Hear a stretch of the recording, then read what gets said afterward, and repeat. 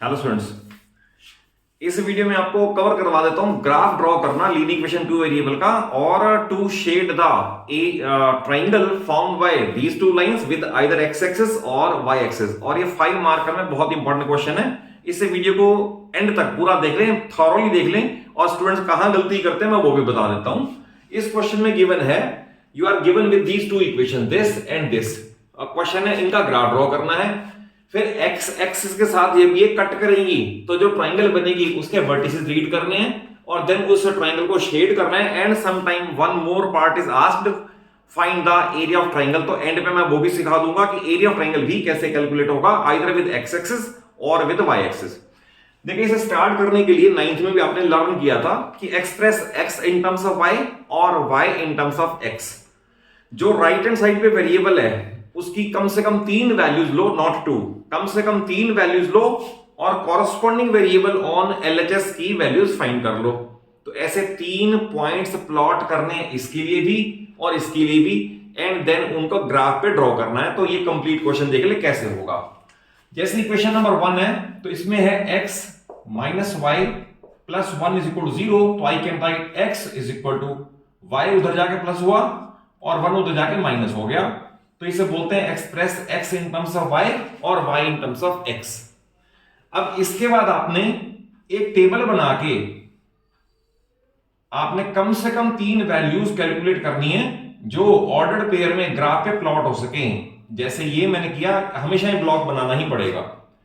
तो पहले right hand side पे जो वेरिएबल है उसकी वैल्यू चूज कर लें।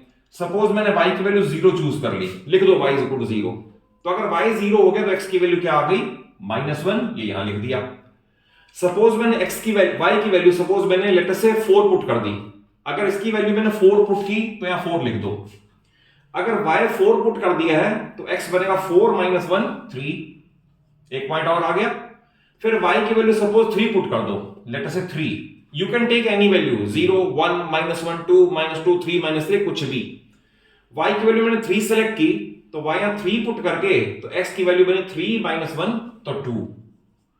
अब आप इन्हें लिख लो ऑर्डर्ड पेयर में। ऑर्डर्ड पेयर में -1 0, ऑर्डर्ड पेयर में 3 4 और ऑर्डर्ड पेयर में 2 3। दैट इज ग्राफ पे प्लॉट करने के लिए 3 पॉइंट्स फॉर फर्स्ट इक्वेशन हमें मिल गए।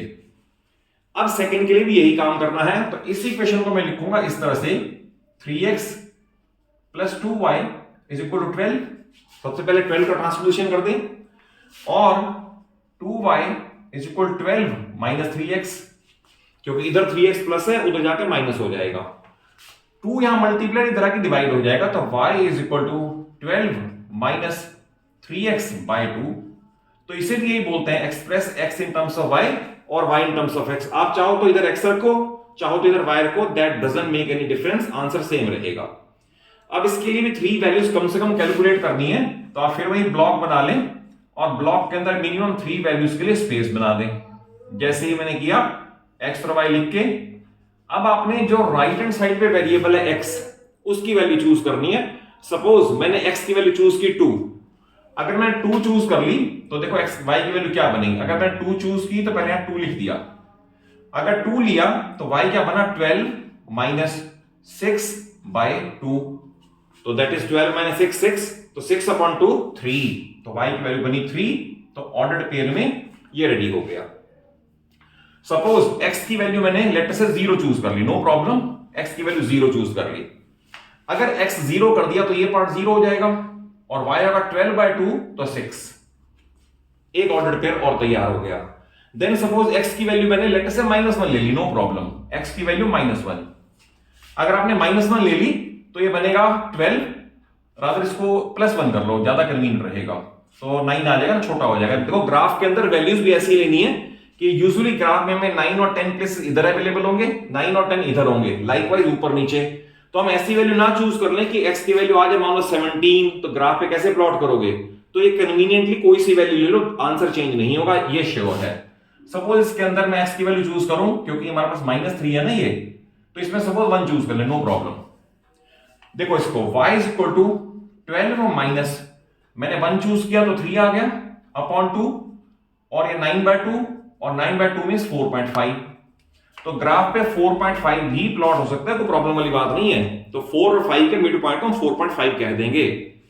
अब इसके ऑर्डर पेयर भी प्रिपेयर हो गए। इसके ऑर्डर पेयर है 2 3, देन है 0 6 और देन है 1 4.5।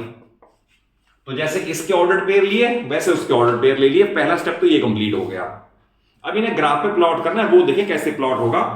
पहली बात तो ग्राफ में हमेशा ही x पॉजिटिव नेगेटिव और y पॉजिटिव नेगेटिव जरूर मार्क करो, अदरवाइज तो ग्राफ हर तरह से सीधा ही लगेगा, कोई फर्क नहीं पड़ता। तो इस तरह से आपको जो ग्राफ के सेंटर पे दैट इज ये ओरिजिन है, इधर आप x पॉजिटिव लिखोगे, इधर x नेगेटिव और x डैश, इधर y पॉजिटिव और इधर y negative that is y dash.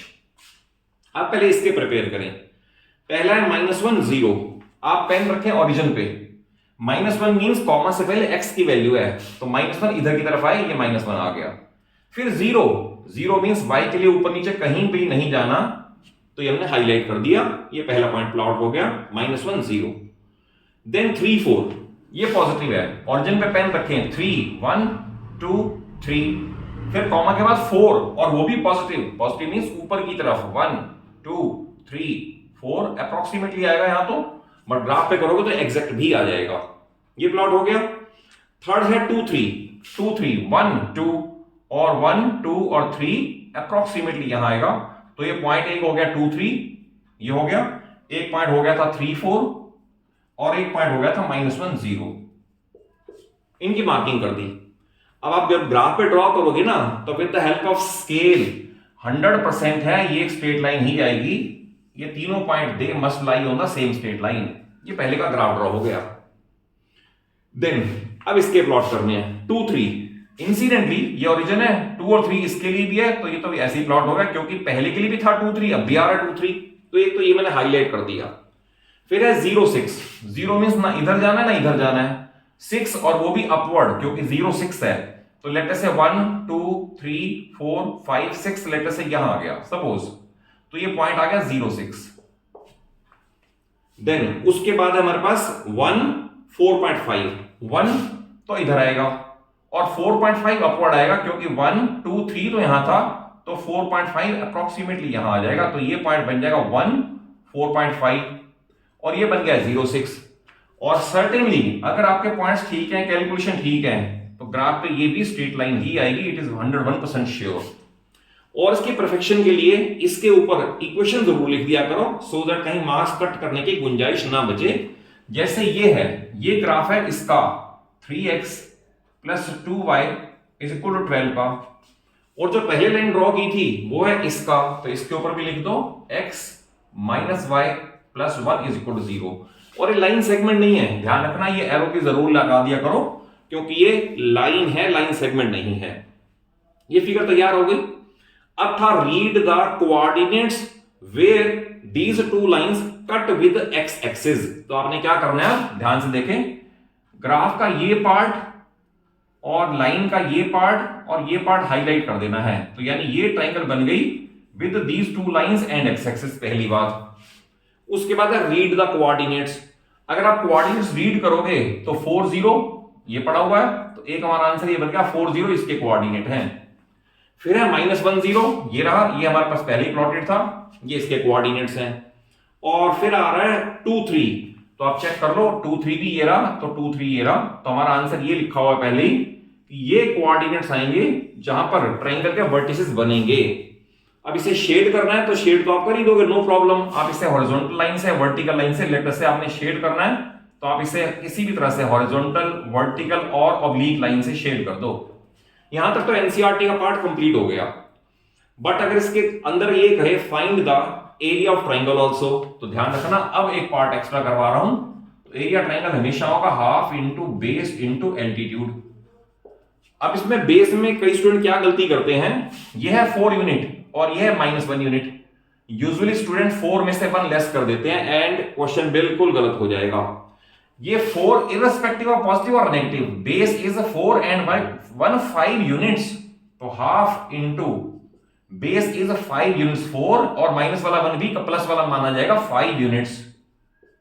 और एल्टीट्यूड, एल्टीट्यूड मींस इधर से इधर तक, ये पार्ट एल्टीट्यूड है, क्योंकि 2 इधर गए थे 3 इधर गए थे, तो एल्टीट्यूड क्या माना जाएगा, 3 माना जाएगा। तो इसका आंसर बनेगा 15/2। 15/2 means 7.5 square units is the answer. ये पार्ट मैंने एक्स्ट्रा करवा दिया है। और अगर सपोज इसमें एक और पार्ट भी पूछ सकते हैं, अगर ये कहें फाइंड द या shade the area of triangle by these two lines with Y axis, तो ध्यान रखना एक पार्ट और भी एक्स्ट्रा बता रहा हूं। उस केस में आपको फिर ये हाईलाइट करना है, ये ट्राइंगल है, ग्राफ की ये दो लाइन है, वाई एक्सिस का ये पार्ट है, ये सपोज मैं हॉरिजॉन्टल लाइन से शेड कर दूं, तो तब फिर इस ट्राइंगल के बारे में कहा जाएगा, इसके कोऑर्डिनेट्स रीड करो और इस ट्राइंगल के बारे में कहा जाएगा इसी का एरिया ही फाइंड करो। बिल्कुल परफेक्ट सॉल्यूशन है। इसको 2 या 3 बार अपने हाथ से खुद बना के देखो, ग्राफिकली बना के देखो, सो दैट परफेक्शन आए और 5 मार्क्स आपको फुल मिले। और कॉन्सेप्चुअली अगर क्वेश्चन अच्छे से समझ आए हो तो जरूर मेरी वीडियो को एक अच्छा सा लाइक दे दो, अपने सभी फ्रेंड्स को शेयर करो और चैनल सलूजा क्लासेस को सब्सक्राइब कर लो, सो दैट आपको सारा सिलेबस बड़ी स्मूथली इजीली मिल जाए। और जितने भी मेरे चैनल के शॉर्ट्स हैं, हर शॉर्ट आपको 9th या 10th का बड़ा ही डीप रूटेड कॉन्सेप्चुअल नॉलेज देगा। आप सारे शॉर्ट्स व्यू करो, आपका फिजिक्स, केमिस्ट्री और मैथ्स में नॉलेज बड़ा एनहांस हो जाएगा, एनरिच हो जाएगा। Thank you for watching the video.